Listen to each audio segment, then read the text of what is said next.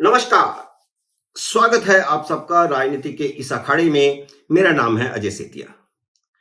मित्रों, आज इस वीडियो में हम बात करेंगे कि राहुल गांधी के जातीय जनगणना के कार्ड का भारतीय जनता पार्टी के पास क्या जवाब है। भारतीय जनता पार्टी उनके इस सबसे बड़े कार्ड से कैसे निपटेगी और इंडी अलायंस का यह सबसे बड़ा एजेंडा बनने जा रहा है। मित्रों, 5 नवंबर को जब अमित शाह बिहार के मुजफ्फरपुर गए थे तो उन्होंने अति पिछड़ों की बात उठाई थी।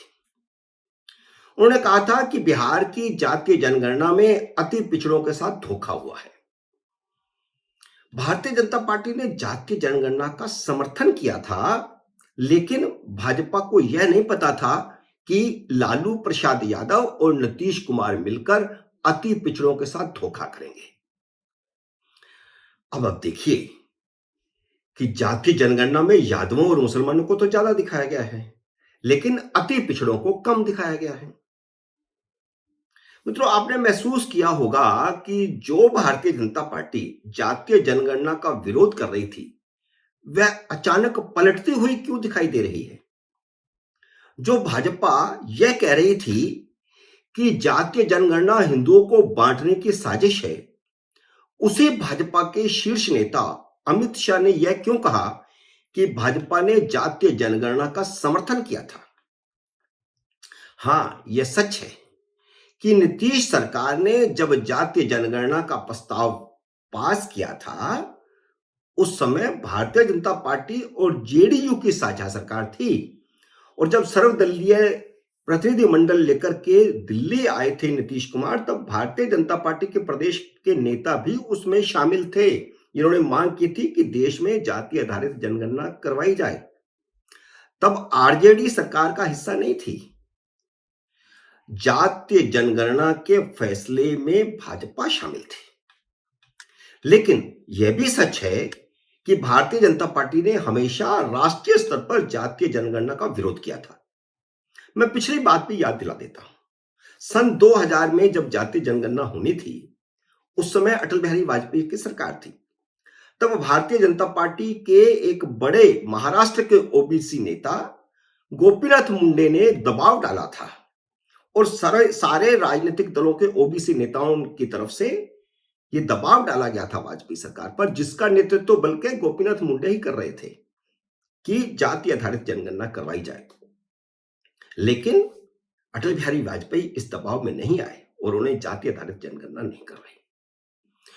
और बिहार की जातीय जनगणना के समर्थन के बाद भी भाजपा का स्टैंड वही था। बिहार में लोकल यूनिट ने अपना गठबंधन बचाने के लिए जातीय आधारित सर्वेक्षण का समर्थन किया। तो अब अचानक क्या हुआ कि अमित शाह की भाषा में परिवर्तन आ गया। इसके पीछे कारण यह है कि उनके मुजफ्फरपुर दौरे से 4 दिन पहले भारतीय जनता पार्टी की केंद्रीय चुनाव समिति की बैठक हुई थी, जिसमें प्रधानमंत्री नरेंद्र मोदी, अमित शाह और नड्डा के साथ सभी वरिष्ठ नेता शामिल थे। इस बैठक में राहुल गांधी के जातीय जनगणना के दाव की काठ पर विचार किया गया। भारतीय जनता पार्टी मानती है कि जातीय जनगणना का विपक्ष का दाव हिंदू वोट बैंक को विभाजित करने के लिए खेला जा रहा है। भारतीय जनता पार्टी ने 25 साल की मेहनत के बाद 2014 में हिंदू वोट बैंक को एकजुट किया।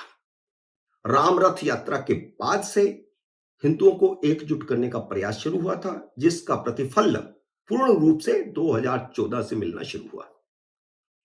तो इस प्रकार भाजपा अगड़ों पिछड़ों में को जोड़ने में कामयाब हो गई थी।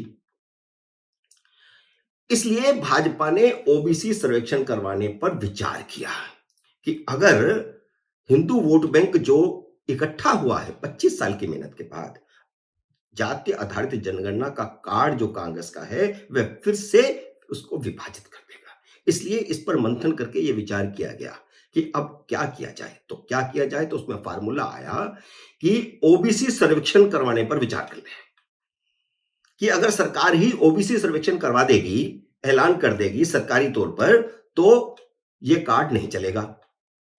फिर एकदम वही हिंदू जो है एकजुट, वो एकजुट के एक रहेंगे। विचार यह आया कि अगर कांग्रेस यह खेल कर रही है तो उसे बाकायदा संसद में ऐलान कर दिया जाए, तो हिंदू वोट बैंक जो है विभाजित होने से बच जाएगा। इस पर मोटे तौर पर बैठक में सहमति बन गई। सब लोगों ने अपने विचार रखे।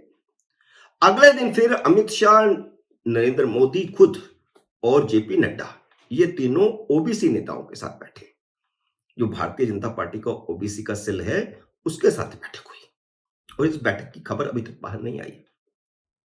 इस बैठक में भी इस बात पर सहमति बनी और इसका संकेत अमित शाह ने 4 दिन बाद मुजफ्फरपुर में भाषण देते हुए दिया, जब उन्होंने कहा कि, मैं कोट कर रहा हूं उनके भाषण को, महागठबंधन खुद को ओबीसी के चैंपियन के रूप में पेश करने की कोशिश कर रहा है, लेकिन नीतीश कुमार को याद रखना चाहिए कि जब जाति सर्वेक्षण करवाने का निर्णय लिया गया था, तब भारतीय जनता पार्टी राज्य सरकार का हिस्सा थी, जबकि सर्वेक्षण में अति पिछड़ों के साथ धोखा हुआ है, उनकी संख्या घटाकर दिखाई गई है, जबकि लालू यादव के दबाव में मुसलमानों और यादवों की संख्या बढ़ाकर दिखाई गई है।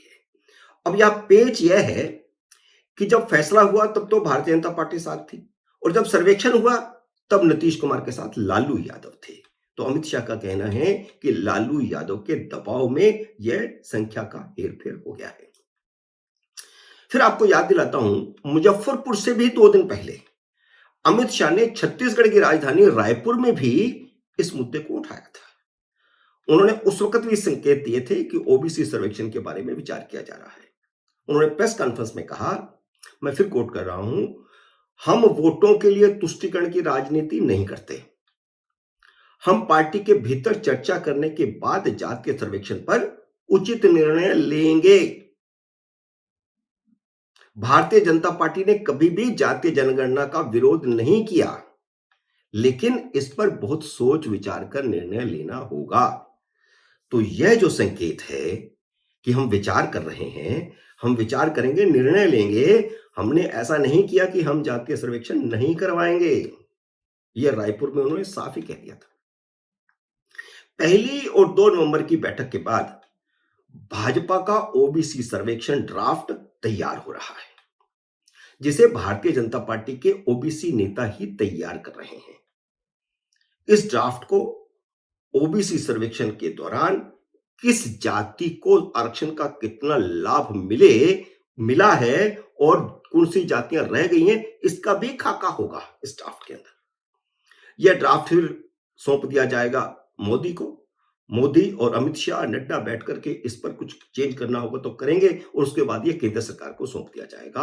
और केंद्र सरकार ने 6 दिसंबर से संसद का शीत सत्र बुला ही लिया है और 100% मानिए कि शीत सत्र में ओबीसी सर्वेक्षण का ऐलान कर देगी सरकार। और इसके साथ ही राहुल गांधी के जाति आधारित जनगणना के एजेंडे की हवा निकल जाएगी। मित्रों, उम्मीद है यह सनसनीखेज वीडियो आपको पसंद आया होगा। इसे लाइक और शेयर कीजिए और अगर आपने मेरे YouTube चैनल को अब तक सब्सक्राइब नहीं किया तो कृपया सब्सक्राइब करके घंटे का बटन भी दबा दीजिए, ताकि जैसे ही मेरा नया वीडियो आए आपको सूचना आए। जल्द ही मिलते हैं अगले वीडियो में किसी नए विषय के साथ। तब तक नमस्कार।